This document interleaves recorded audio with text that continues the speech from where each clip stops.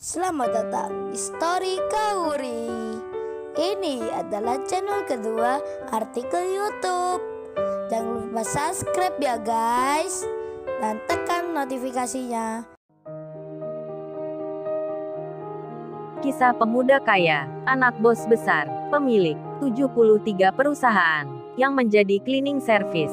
Episode 478. Kenshin yang menjadi omongan, tak sadar lagi dicurigai oleh orang-orang penting perusahaan, termasuk bos wanita yang bernama Mary, yang ingin tahu sekali tentang Kenshin siapa, asalnya dari mana. Si Mary pun melihat Kenshin dari ruang pengawasan yang ada CCTV-nya. Kemudian, bos perusahaan itu bilang, "Oh ya, kalau gitu saya tak melihatnya dari sana. Ingin tahu langsung orangnya. Kalau gerak-geriknya mencurigakan, nanti saya kasih kodenya. Kalian bilang saja Pak Doni. Biar ditangkap sekalian." Waduh, gawat-gawat. Kenshin akan dihampiri oleh pimpinan tertinggi di sini. Mendengar hal itu, semua bawahannya yang di situ, mereka pun mengiyakan, termasuk Bu Erlin manajer tersebut. Dan tak menunggu lama, si Mary keluar dari ruang pengawasan, langsung menuju ke tempatnya Kenshin, yang saat ini lagi bekerja, membersihkan kotoran sampah di depan pintu kantor bagian tengah. Tak berselang kemudian, bos wanita itu datang, dengan berjalan pelan-pelan, sambil membawa buku di tangannya. Si Mary berjalan diam-diam, seolah dirinya menyamar, pura-pura melewati jalan yang lagi dibersihkan oleh Kenshin.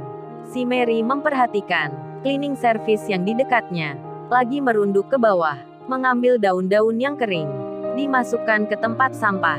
Si Mary itu tak bicara, apalagi akan bertanya. Dirinya ingin tahu tentang cleaning service ini, apakah punya tujuan tak baik, ingin menyelidiki perusahaan miliknya. Dan si Mary masih melihat Kenshin dengan sambil berjalan.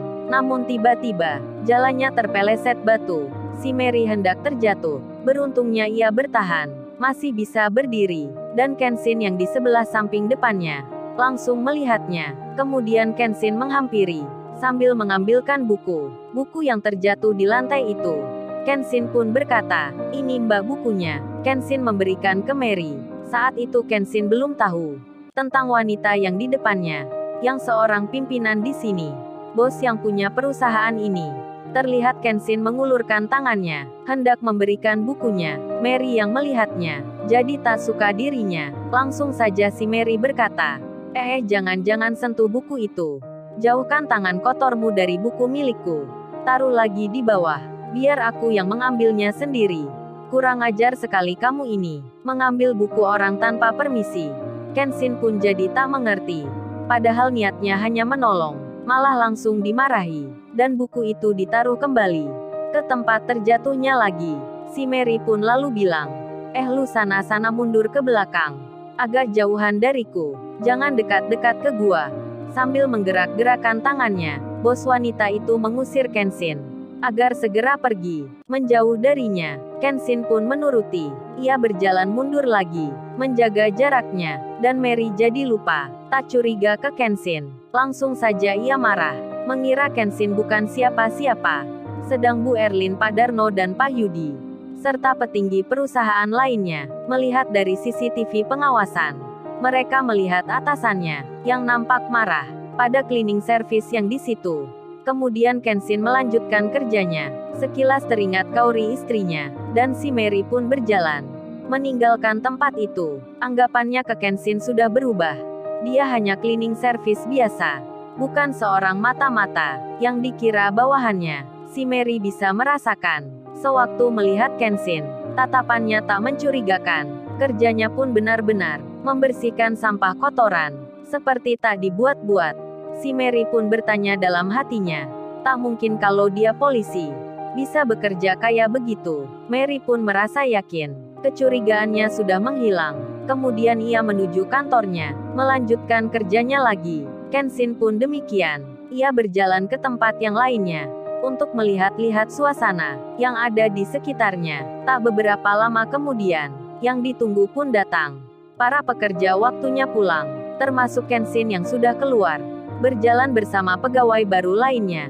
Dan di sela Kenshin menunggu angkutan, ia bertemu lagi dengan temannya, yang bernama Gita. Gita itu bertanya, "Halo Ken, kamu di sini rupanya. Oh ya, kamu sedang menunggu siapa? Pulangnya kamu naik apa?" Kenshin menjawabnya, "Oh ini Gita, aku naik angkutan.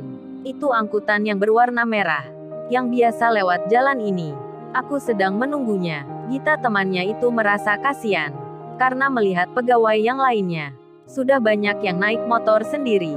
Mereka jarang sekali ada yang naik angkutan. Kemudian Kenshin balik bertanya, "Oh ya, kalau kamu Gita, sedang menunggu siapa?" Gita temannya pun menjawab, "Oh ini Ken, aku sedang menunggu dijemput cowokku. Sebentar lagi dia akan ke sini." "Terus kamu gimana kabarnya Ken? Sudah punya cewek apa belum?" Kenshin menyahutnya. Dengan bercanda Kenshin bilang, "Oh aku nggak punya cewek Gita. Tapi kalau istri sudah punya, alias aku sudah menikah." Kenshin tersenyum. Dan Gita temannya bicara, "Oh kamu Ken ternyata sudah menikah ya? Kok nggak undang-undang sih?" Kenshin membalasnya, "Oh itu Gita, teman sekolah hanya sebagian saja. Lagian kan aku juga baru bertemu kamu. Dan kita dulu kan jarang sekali bicara. Aku kan nggak akrab denganmu. Jadi mana tahu kabarmu? Apalagi alamat rumahmu." Kenshin tersenyum. Dan Gita pun sama. Sembari Gita bicara, "Iya benar juga itu. Kita memang dulu nggak pernah menyapa. Lagian kamu Ken orangnya pendiam. Kan aku jadi segan." Mereka pun saling bicara. Dan tak lama berselang, cowoknya Gita datang. Kemudian Gita berpamitan, meninggalkan tempat itu. Kenshin pun masih menunggu angkutan. Sedang pegawai baru yang di situ sudah hampir pulang semua. Di sela itu manajer Bu Erlin dan petinggi perusahaan yang lain. Mereka satu persatu keluar, dengan naik mobilnya masing-masing. Dan tak disangka secara kebetulan, Kenshin sedang menghentikan angkutan, yang berhenti di sebelah pintu perusahaan. Kenshin yang akan naik, tiba-tiba dilarang oleh pas sopir. Maaf mas, jangan masuk ke sini. Tapi tunggu saja angkutan lain di belakang. Karena di sini tempat duduknya sudah penuh. Nanti saya ada janjian, menjemput teman yang di situ." Kenshin yang hendak naik, malah turun lagi. Bu Erlin pun melihatnya, termasuk pula si Mary, bos yang punya perusahaan, yang sedang mengendarai mobilnya. Si Mary yang akan keluar, tiba-tiba saja, melihat Kenshin di depannya, berdiri di samping angkutan. Tak menunggu lama, suara bel mobilnya pun dinyalakan. Dengan secara berulang-ulang, agar angkutan itu cepat berjalan. Pas sopir pun mengerti, angkutannya langsung dijalankan. Terlihat Kenshin masih berdiri, sambil membawa tas kerja di pundaknya. Kemudian Kenshin melihat wanita yang tadi, yang marah ke dirinya, berada di mobil itu. Si Mary pun sama, melihat Kenshin dari dalam mobilnya. Bahkan kaca jendelanya dibuka. Si Mary tiba-tiba berkata, "Lu minggir sana, jangan bengong aja di sini. Dasar cleaning service, belum tahu lu siapa gua." Si Mary masih marah, karena bukunya sempat disentuh Kenshin. Dan mobilnya langsung dijalankan. Dengan cuek Mary meninggalkan. Singkat cerita, satu hari pun berjalan. Kini menginjak di hari kedua. Kenshin yang hendak masuk kerja, tiba-tiba dihentikan oleh pegawai HRD yang kemarin.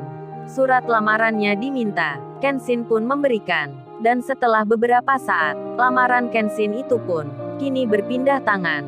Sudah diambil oleh Bu Erlin. Kemudian akan diberikan ke bos wanita yang punya perusahaan. Tak berselang kemudian, si Mary itu datang. Langsung saja Bu Erlin bicara, "Ini non Mary pesannya yang kemarin. Surat lamaran kerja cleaning service itu sudah diberikan." Si Mary yang melihatnya, nampak tak bersemangat dirinya, karena sudah tak curiga akan cleaning service itu. Dan Mary berkata, "Kalau gitu Bu Erlin, buang saja di tempat sampah.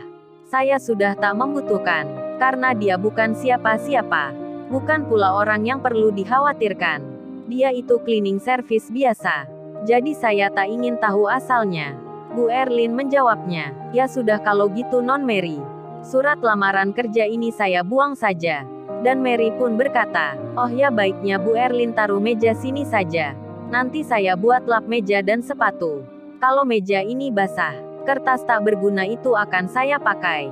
Dan Bu Erlin pun mengiyakan, menaruhnya di meja kerjanya Mary. Setelah itu Bu Erlin keluar. 1 jam pun berjalan. Si Mary yang di tempat duduknya, yang lagi minum kopi, tak sengaja kopinya tumpah.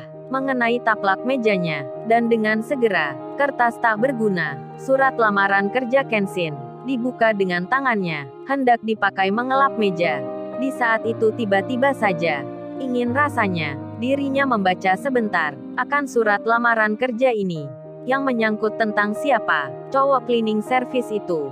Si Mary pun membaca nama, Kenshin Himura, beserta alamat rumahnya, terbaca di kompleks mewah, perumahan elit orang super kaya.